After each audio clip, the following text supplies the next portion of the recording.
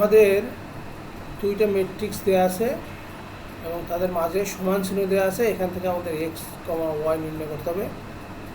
আমরা দুইটা ম্যাট্রিক্স সমান হওয়ার শর্ত, দুইটা ম্যাট্রিক্স সমান হতে হলে তাদের আকার সমান হতে হবে। অর্থাৎ আমাদের এই ম্যাট্রিক্স এবং এই ম্যাট্রিক্স, এই দুইটা ম্যাট্রিক্স, এটা 2/2 ক্রমের ম্যাট্রিক্স, এটাও 2/2 ক্রমের ম্যাট্রিক্স, তাহলে আকার সমান।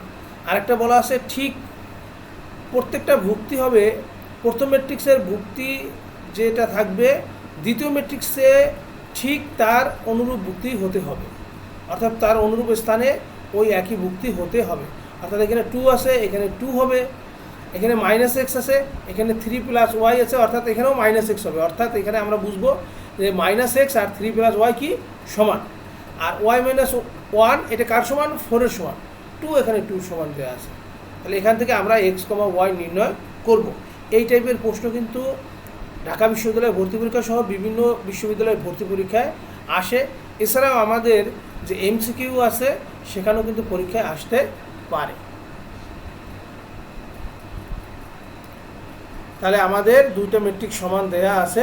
ম্যাট্রিক্সের যে সমতার যে সংজ্ঞা সেইটা থেকে আমরা লিখতে পারি -x সমান -x আর 3 + y সমান, আর y - 1 4 এর সমান।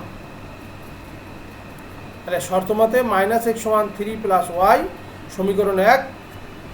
সমীকরণ 2 হবে y - 1 = 4। এখান থেকে আমরা লিখতে পারি y এর মান কত? 5। y এর মান যদি 5 হয়, আমরা 1 নম্বর সমীকরণে y এর মান বসাই দেই। 1 নং হতে y এর মান কত? 5। তাহলে -x সমান 3 + 5, দ্যাট ইজ x সমান কত? -8। তাহলে আমাদের x, y সমান কত হবে? -8,5। এটা কিন্তু খুবই গুরুত্বপূর্ণ একটা অঙ্ক। আমাদের MCQতে আসতে পারে, সৃজনশীলে আমাদের কয়ে যে 2 মাস থাকে সেখানেও কিন্তু আসতে পারে। তোমরা দেখবা যে বিভিন্ন ভর্তি পরীক্ষায় এবং এই যে এই টাইপের একটা MCQ প্রায়ই থাকে।